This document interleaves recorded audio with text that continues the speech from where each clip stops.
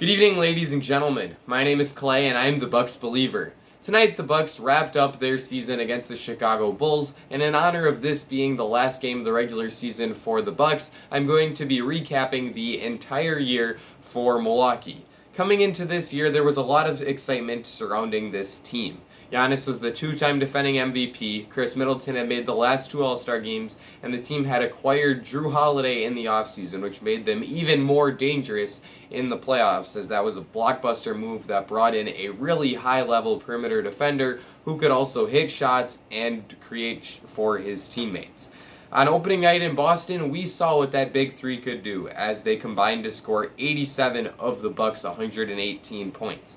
Unfortunately, Milwaukee was not able to come out on top in that game as Jason Tatum banked in a three with less than a second left, and Giannis had a chance to tie, but he ended up missing a free throw. So the Bucks started off their season 0-1, but fortunately, they were able to bounce back in their Christmas Day game against the Golden State Warriors, where they came away with a dominant 138-99 victory over Golden State. In that game, Chris Middleton led the way with 31 points, and after a loss to the New York Knicks, the Bucks had an important back-to-back against the Miami Heat in South Beach. This was a huge series for the Bucks because they had lost to Miami in the second round of last year's playoffs, so they came into it with something to prove, and in game one of the back-to-back, prove it they did. They set the record for the NBA all-time by making 29 threes in one game. Jrue Holiday led the way in making 6 of his 10 three-pointers and really showed why the Bucks acquired him, as Eric Bledsoe is certainly not capable of knocking down three-pointers at a 60% rate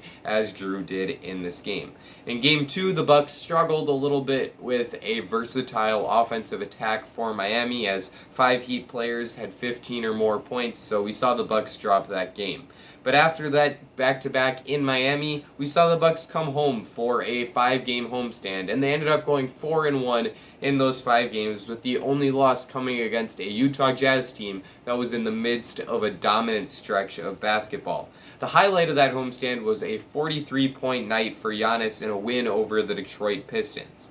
10 games in, the Bucks were 5th in the East with a 6-4 record, but there was plenty of time for them to move up in the standings. They ended up winning their next 3 games, including a game where Giannis had a triple-double against the Detroit Pistons, and that win streak set up a huge week where the Bucks had games against the Brooklyn Nets and the Los Angeles Lakers. This would be a big chance for the Bucks to prove that they had made improvements over last year's team.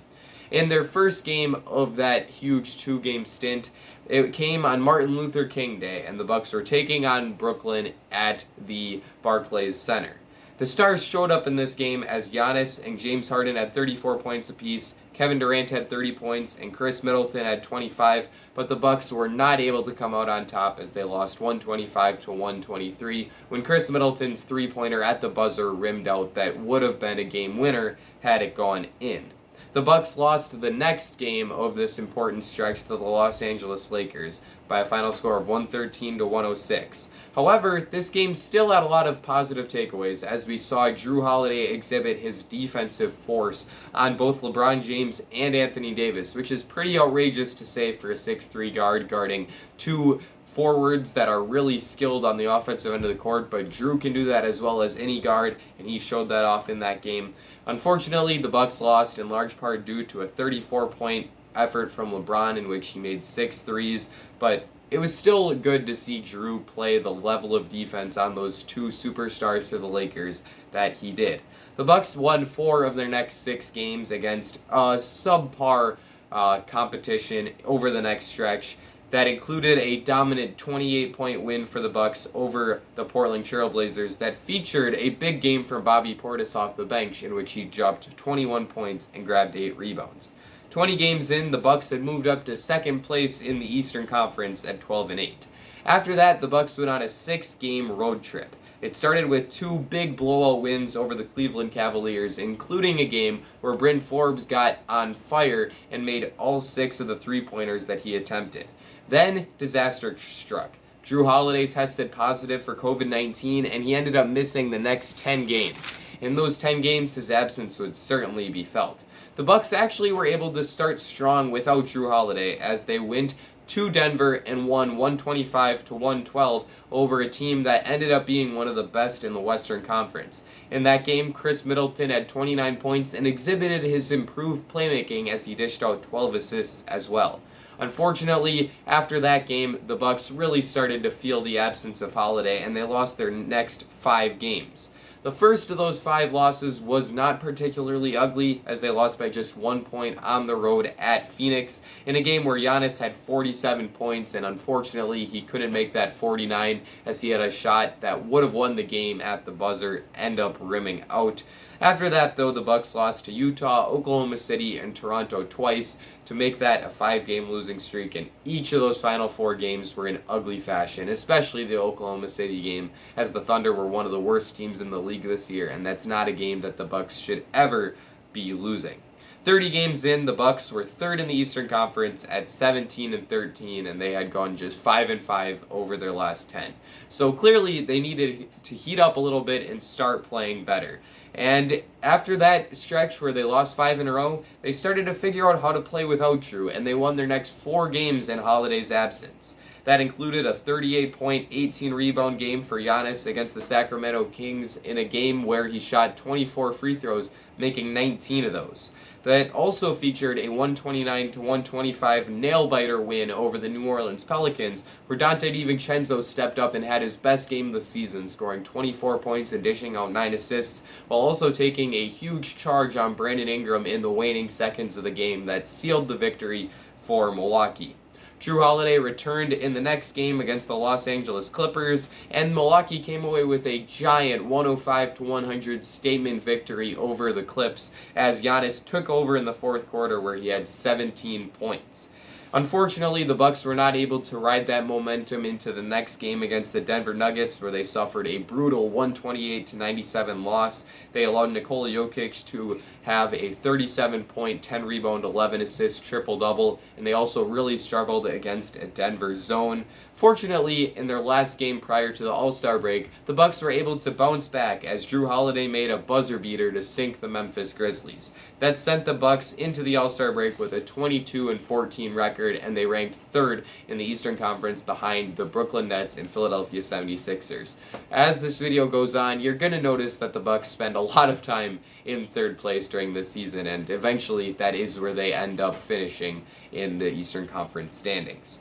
In the All-Star game itself, we saw Team LeBron show up with a dominant 170-150 victory over Team Durant, and Giannis ended up winning MVP honors for Team LeBron as he had 35 points, making all 16 of his field goal attempts in this game, including 3-for-3 shooting from three-point land, and that one of those threes was a nice bank shot for Giannis. So overall, that was one of the more fun moments as a Bucks fan this season. And after the All-Star break, the Bucks got really hot and they won 7 straight games. Giannis had 3 straight triple-doubles in that span, 1 coming against the New York Knicks and 2 coming against the Washington Wizards, and that was before a game against the Philadelphia 76ers, a team that was ahead of the Bucks in the standings at the time, in which Milwaukee had a comeback from 14-point deficit at halftime to come away with a 109-105 victory in overtime. On that same day, the Bucks traded for PJ Tucker, who was able to come in and be a versatile, strong defensive forward for the Bucks who can make a corner 3 when asked. Unfortunately, Tucker hasn't been super healthy, and he's missed a couple games since coming over to Milwaukee, but when he has been healthy, he's been quite impactful. Giannis got injured in the next game against the San Antonio Spurs, but the Bucks were still able to win, and in the game after that, Drew Holiday showed why the Bucks traded for him. He dropped 28 points and 14 assists in a 27-point win over the Indiana Pacers, where he was able to score at all 3 levels of the court and made a few really high-level passes to open teammates. After that game against Indiana, the Bucks had a back-to-back in Boston against the Celtics. In this series, Giannis did not yet appear to be fully healthy, and Milwaukee really struggled against Boston. In the first game of the back-to-back, the Bucks were able to win as Daniel Tice missed a game winner at the buzzer, and Chris Middleton had a dominant fourth quarter to carry Milwaukee to victory. In Game 2, however, the Bucks were not able to deal with Giannis's subpar play, and they ended up losing as the Celtics shot 46.8 from beyond the three-point arc, including huge games from Marcus Smart, Jaylen Brown, Jason Tatum, and Kemba Walker.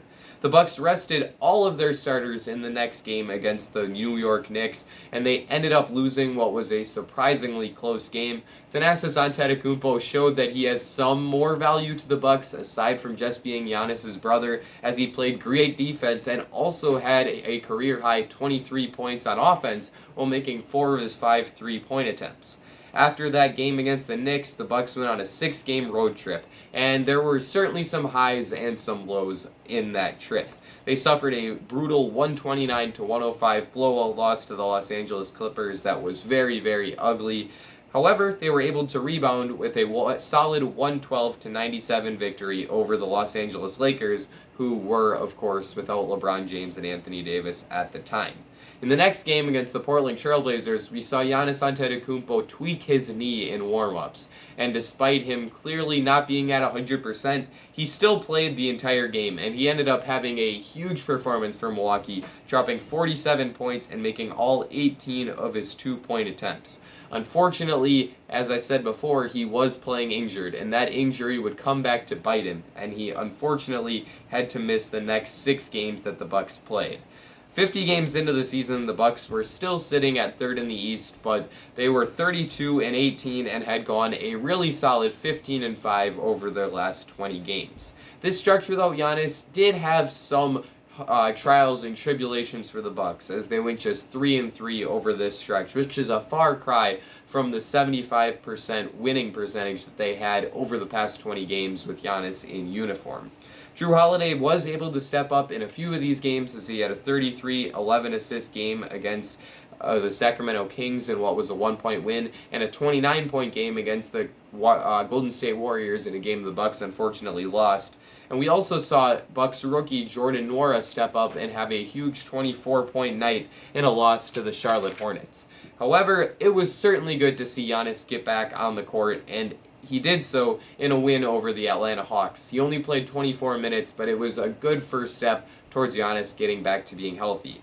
After a loss to the Memphis Grizzlies, the Bucks came back home and they had a home game against the Phoenix Suns. I, fortunately, had the honor of attending this game, and it was a whole lot of fun as we saw the two teams go back and forth, blow for blow. Giannis had a big game, Chris Paul had a big game, Devin Booker had a big game, Chris Middleton made some huge shots. Unfortunately, the Bucks ended up losing this game on a controversial foul call at the end of overtime, where Devin Booker went up for a shot and PJ Tucker might have grazed his arm, he might not have, but the refs ended up giving Book the call, and Booker went to the free throw line and iced the game for Phoenix. But overall, this game was a whole lot of fun to be at, and I'm certainly glad that I was able to attend. After that Suns game, the Bucks had a back-to-back against the Philadelphia 76ers, who remained ahead of them in the Eastern Conference standings. In Game 1, the Bucks were able to come away with a 7-point win in what was a much bigger margin of deficit throughout the game for the Sixers than just 7 points. Philadelphia had a big fourth quarter to cut that lead down, but Milwaukee did a great job of defending Joel Embiid, who was an MVP candidate this season, as the Cameroonian big man had just 24 points on 21 shots. I get it, 24 points is a lot, but for Brook Lopez to force Embiid to be as inefficient as he was an excellent shine that bodes well for a potential playoff matchup against Philadelphia. In Game 2, the Bucks were able to blow out a Joel Embiid and Ben Simmons-less Philadelphia 76ers team, and they won by 38 points. At that point, the Bucks were only 2.5 games behind the 1 seed, and after winning back-to-back games against Philly, it appeared that they had a chance to move up in the standings even further. Unfortunately, they squandered that opportunity in a 111-104 loss to the Atlanta Hawks, in which they allowed Lou Williams and Bogdan Bogdanovic to get really hot from beyond the three-point line, and they were not able to come back and win that game. Through 60 games, Milwaukee was sitting at the 3 seed with a 37-23 record, including a 5-5 performance over their past 10 games. They won their next game at Charlotte before traveling to Houston. This was a game where Giannis sat out, and they suffered a 143-136 loss to the Rockets. In this game, they allowed Kevin Porter Jr. to go off for 50 points in what was one of the most memorable games of the season for NBA fans as a whole, but unfortunately for Bucks fans as well, as we were on the bad side of that spectacular performance from KPJ. The Bucks won their next game at the Chicago Bulls before having a huge back-to-back against the Brooklyn Nets at home at the Fiserv Forum. The Bucks won Game 1 of that back-to-back with a final score of 117-114 behind a monster 49-point effort from Giannis Antetokounmpo, and they were able to secure Game 2 as well with a final score of 124-118 behind 36 more points from the Greek Freak. The Nets were without James Harden in each of those 2 games, so you can take those results for what you will. But overall, I think it was wildly impressive that the Bucks were able to win the season series against the Nets, and I'm looking forward to a potential playoff matchup against Brooklyn in the second round. After that, the Bucks were able to beat the Washington Wizards and the Houston Rockets, and they tied the Brooklyn Nets in the loss column, so it appeared that they had the inside track at getting the 2 seed, especially when you consider that Milwaukee had the tiebreaker over Brooklyn by route of winning the season series. Unfortunately, the Bucks lost a 146-125 decision to the San Antonio Spurs in a game where they played some of their worst defense of the season. They allowed San Antonio to break their defense down off their dribble. The Spurs kicked it out to 3-point shooters, and they ended up shooting a ridiculous 16 for 29 from beyond the 3-point line. The Bucks won their next 3 games against Orlando, Indiana, and Miami, and in that Indiana game, Giannis Antetokounmpo really showed out, dropping 40 points and grabbing 15 rebounds while throwing down, I think it was 8 dunks in the end, so a huge game from Giannis. Then, in the season finale against the Chicago Bulls, the Bucks knew that they were going to end up getting the 3 seed because there was no way for them to tie up record-wise with the Brooklyn Nets, so they ended up resting all of their starters. In the absence of those starters, however, we saw rookie Jordan Nwora really step up and had a monster 34-point, 14-rebound game where he couldn't seem to miss on his off-the-dribble jump shots. If the Bucks would have won that game, it would have given them a 12-0 record against interdivision teams, which would have been really cool because no team has ever gone undefeated in their division in years past. But in the end, it's more important that the Bucks are healthy and well-rested for the playoffs. They finished the season at 46-26, and they are the 3rd seed in the East, which means they will play the Miami Heat in the first round. A lot of Bucks fans will view that as an unforgiving matchup, as they did lose to Miami in the second round of the playoffs last year, but I believe that with the additions of Drew Holiday and PJ Tucker, the Bucks have really stepped up their game, and I would be very surprised to see them lose, at least in a similar fashion to the way they did last year against the Heat. I'm looking forward to the playoffs, and you will have much more detailed coverage of that Heat series in the next week or so as I preview the important matchups that we'll see as Milwaukee plays Miami. Let me know what you thought of this season recap in the comment section down below. Be sure to leave a like if you enjoyed. I put a lot of work into this video. It took me a couple hours to write out all of these games, so I'd really appreciate it if you left a like. Be sure to subscribe if you have not already, especially if you are a fellow Bucks believer. This is the place for you. I think that I've covered everything that I wanted to cover, so that's going to be it for me. Ladies and gentlemen, I will see you all again very soon.